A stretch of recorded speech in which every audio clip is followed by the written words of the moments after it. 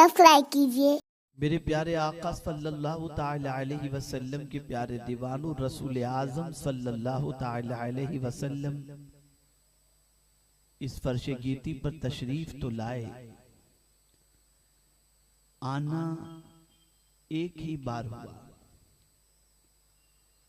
लेकिन कुरान ने जब आने का तज़किरा किया तो रसूल आज़म सल्लल्लाहु ताला अलैहि वसल्लम से मुताल्लिक सिर्फ उनके आने का तज़किरा न फरमाया, बल्कि हर बार जब भी तज़किरा उनके आने का किया तो मुख्तलिफ शानों के साथ किया।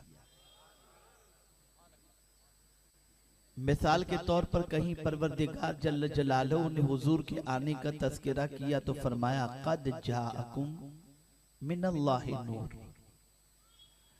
कहीं आने का जिक्र किया तो फरमाया क़द जाअकुम बुरहानुम मिन रब्बिकुम। कहीं आने का तज़किरा किया तो फरमाया वमा अरसलनाका इल्ला रहमतल लिल आलमीन। कहीं आने का तज़किरा किया तो कहा वमा अरसलना मिन रसूलिन इल्ला लियुताअ बिइज़निल्लाह। कहीं फरमाया इन्ना अरसलनाका शाहिदम व मुबश्शिरम व नज़ीरा व दाइयन इलल्लाहि बिइज़निही व सिराजम मुनीरा।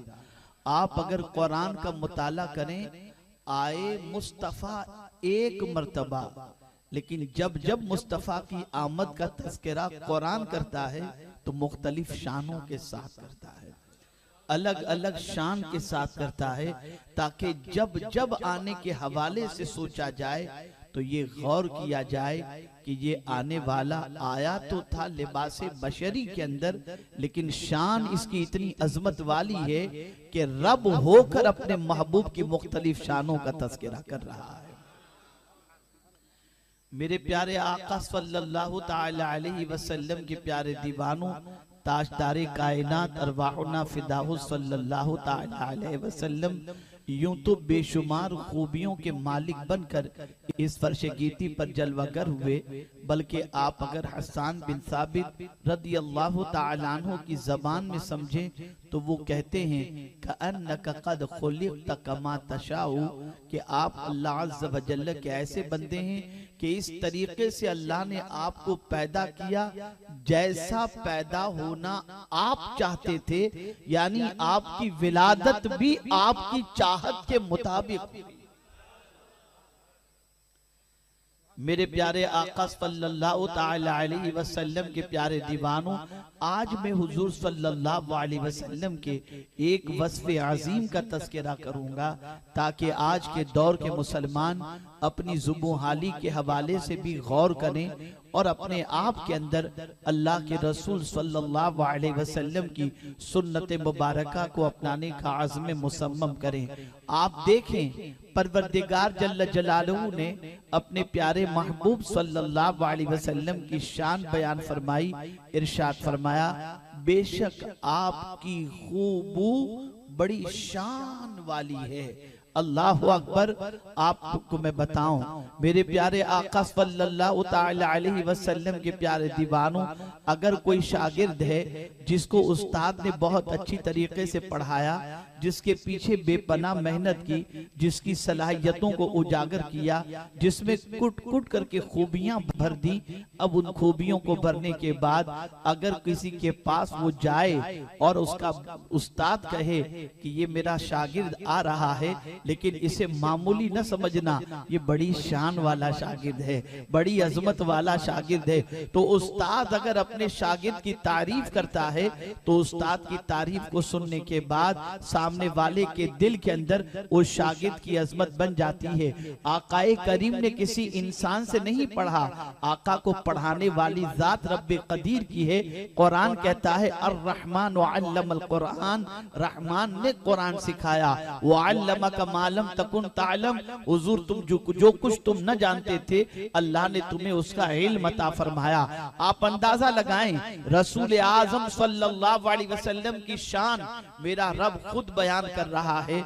मेरा परवरदिगार इरशाद फरमाता है कि आपकी खूबू बड़ी शान वाली है। अब आप देखें, परवरदिगार ने हुजूर के अखलाक का तज़किरा फरमाया, आपके कैरेक्टर का तज़किरा फरमाया, आपकी अजमत व शान का तज़किरा फरमाया। अब इसे समझने की कोशिश करें।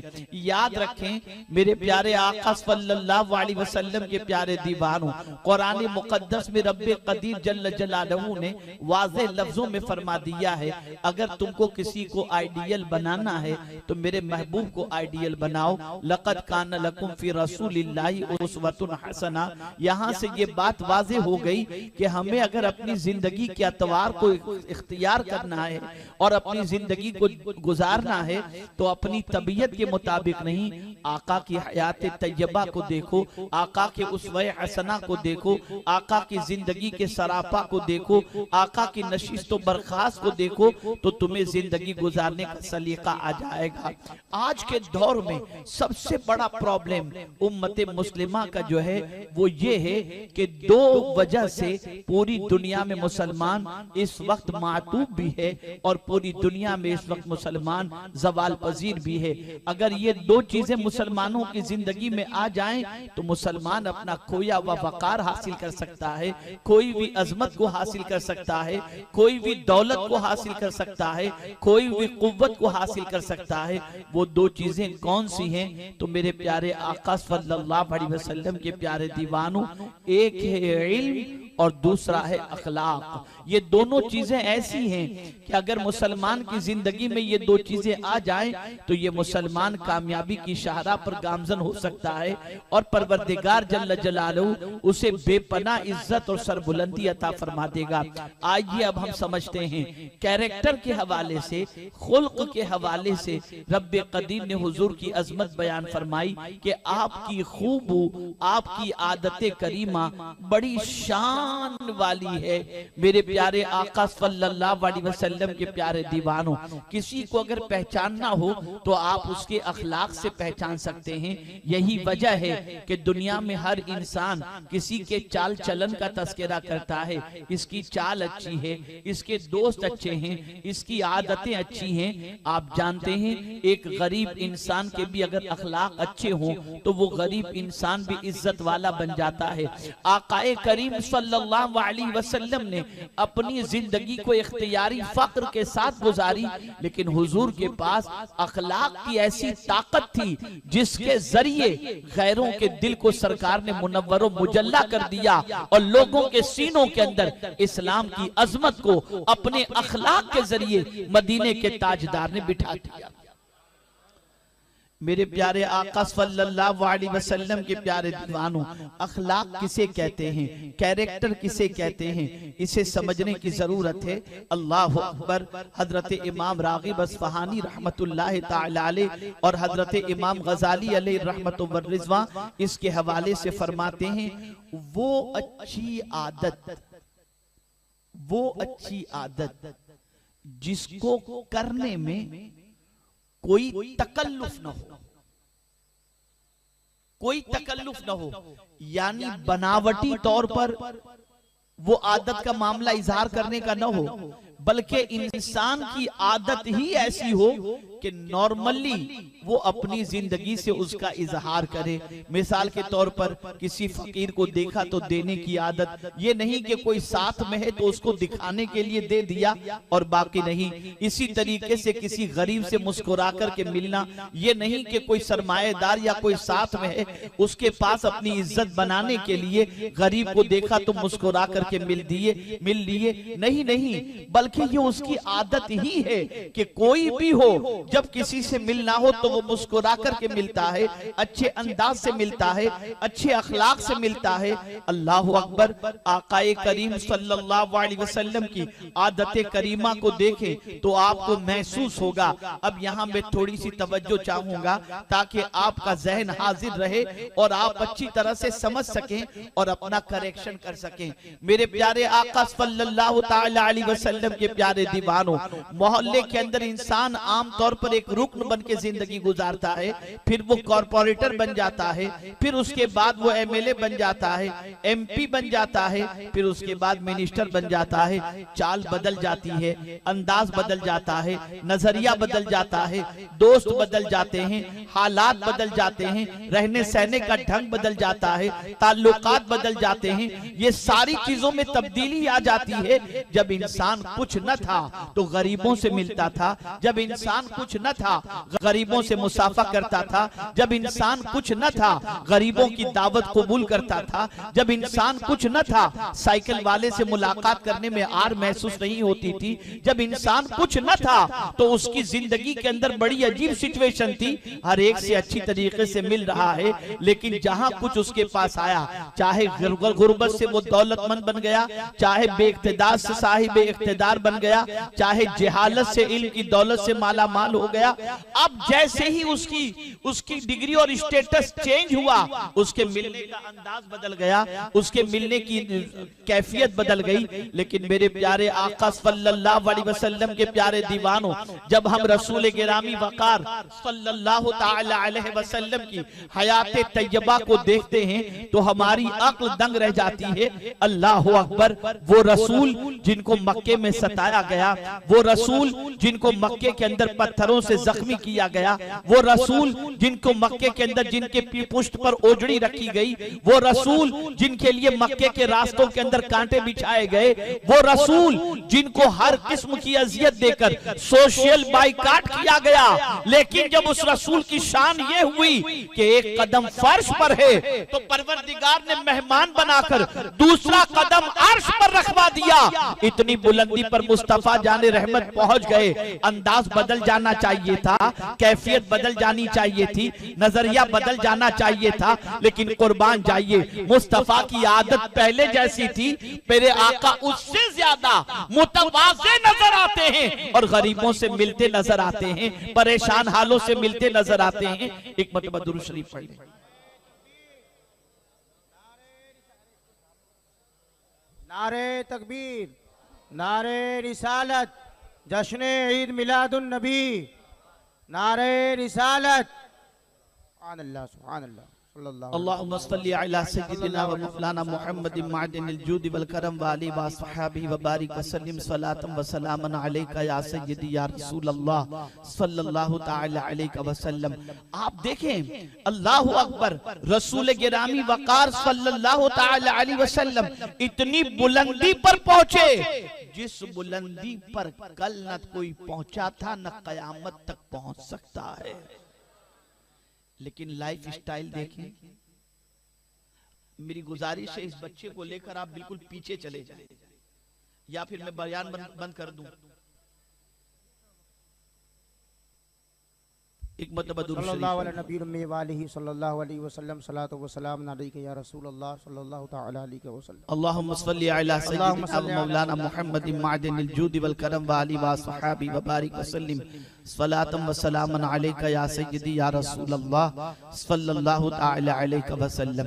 तो मेरे प्यारे आका सल्लल्लाहु तआला अलैहि व सल्लम के प्यारे दीवानों, ये जो चीज है कि बुलंदी पर पहुंचने के बाद इंसान में तकब्बुर ना आए, इंसान में घमंड ना आए, इंसान के अंदर प्राउड ना आए, बल्कि पहले से ज्यादा वो इंसान मुतवाज़े हो जाए, पहले से वो इंसान सादगी इख्तियार करने वाला बन जाए। इसे कहते हैं अखलाक। और इसी के साथ साथ मेरे प्यारे आका सल्लल्लाहु अलैहि वसल्लम के प्यारे दीवानों, आप जरा देखें, रसूल आजम सल्लल्लाहु अलैहि वसल्लम की लाइफ स्टाइल देखें, जिंदगी की कैफियत देखें, लोगों के साथ सुलूक का अंदाज देखें, तो आपको पता चलेगा कि आकाए करीम सल्लल्लाहु अलैहि वसल्लम अखलाक की कितनी बुलंदी पर पहुंचे हुए थे। जानते हैं, रसूल आजम सल्लल्लाहु अलैहि वसल्लम ने एक यहूदी से कर्ज लिया था। उस यहूदी से कर्ज लेने के बाद आकाए करीम सल्लल्लाहु अलैहि वसल्लम ने जो टाइम पीरियड बताया था, उस टाइम से 2 दिन पहले या 3 रोज पहले मेरे प्यारे आका सल्लल्लाहु अलैहि वसल्लम के प्यारे दीवानों, वो यहूदी हुजूर के पास हाजिर आया और आने के बाद आकाए करीम सल्लल्लाहु अलैहि वसल्लम से कहता है मेरा कर्ज मुझे अता कर दो। सरकार ने फरमाया तुमने जो टाइम दिया था वो टाइम अभी पूरा नहीं हुआ है। उसने कहा सरकार सल्लल्लाहु अलैहि वसल्लम को जितना बुरा भला कहना चाहिए था उसने बकवास की। आकाए करीम सल्लल्लाहु अलैहि वसल्लम के करीब सैयदना फारूक आजम बैठे हुए थे। उन्होंने तलवार निकाल ली और इरशाद फरमाया अपनी जबान को लगाम दो वरना मैं तुम्हारी गर्दन उड़ा दूंगा। तुम किससे बात करते हो तुम्हें नहीं मालूम? ये सैयदुल अंबिया हैं, इमामुल अंबिया हैं, इनका अदब करो।